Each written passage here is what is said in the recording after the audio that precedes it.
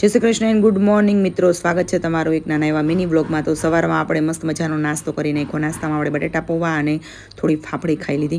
પછી મેં થોડી છાશ કરી નાખી કે કામ બધું આપણે ઉપર છે, તમને તો ખબર જ છે। સાંજે મેં દ્રાક્ષ મસ્ત મજાની સૂકવી હતી અને મરચી પણ સૂકવી હતી। તો મરચી જોઈને તો મને એમ થયું આટલી બધી મરચી કોણ ખાતી હશે, પણ મારા ઘરમાં છે એટલે અમે જ ખાતા હશું।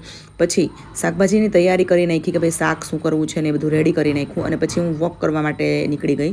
તો અમારા ગામડાનું મસ્ત વાતાવરણ છે, સરસ મજાનું ખેતર છે, સરસ મજાનું એમાં પાણી છે અને એટલો સરસ પવન આવતો હતો કે ખૂબ તડકો હોવા છતાં પણ ચાલવાની ખૂબ જ મજા આવતી। થયું કે દરરોજ ચાલશું।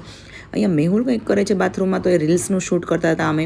પછી મસ્ત મજાનો સંભાર કરવાનો હતો તો એની તૈયારી કરી અને મસ્ત મજાની કઢી અને ટમેટાનું શાક અને કાચી કરીનું કચુંબર કરી નાખ્યું। મિત્રો, અહીંયા સુધી આવ્યા છો તો એક સપોર્ટ કરતા જાજો, સબસ્ક્રાઈબ કરજો ચેનલને, વિડીયો ગમે તો લાઈક કરજો અને વિડીયોને શેર કરજો। Thank you, Tata, bye bye.